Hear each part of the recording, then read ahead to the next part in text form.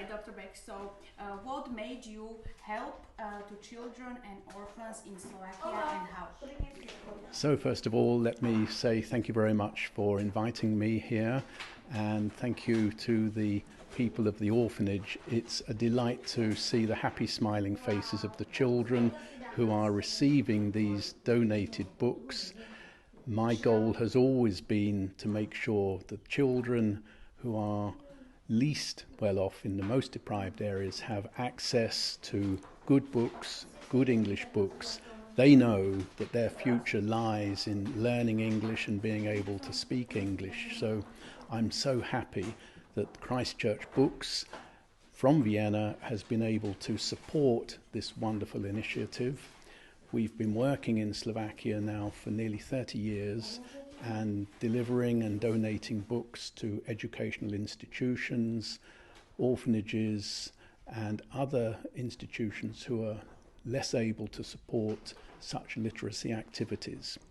It's hoped, and it's my great desire, that in using these books it will give them sufficient knowledge to get them on a path to a good career.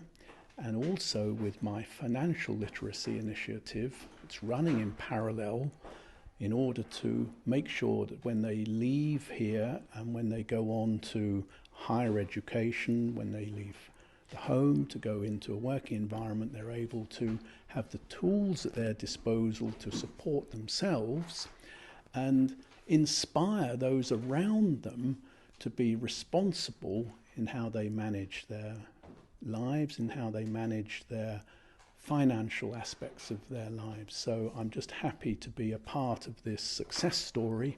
I'm happy to be here today with such a warm welcome, and I really hope that the children enjoy reading the books. Okay, one more question. So, Dr. Beck, you are known as a financial literacy professor teaching in universities of Parma, Calabria, all around Europe.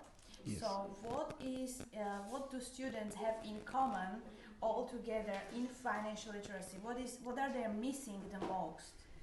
So, the financial literacy lectures which I've been delivering at the Comenius University and many other universities in Central Europe have all displayed one thing, that the basic knowledge is something which students are a little bit frightened to talk about, a little bit embarrassed to talk about it.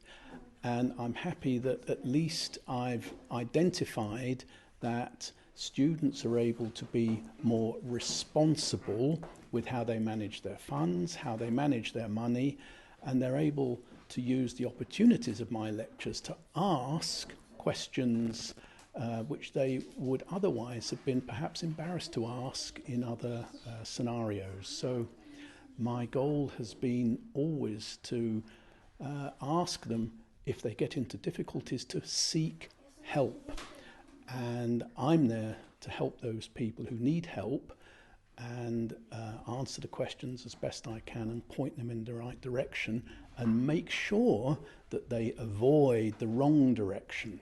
So in a sense, raising awareness not just for students and young people, but hopefully, and I think from my experience it's shown positively, that they relay the information in my lectures to those around them, to the parents, families, and those in need of financial help, which hasn't been available through the education system that they've been brought up in.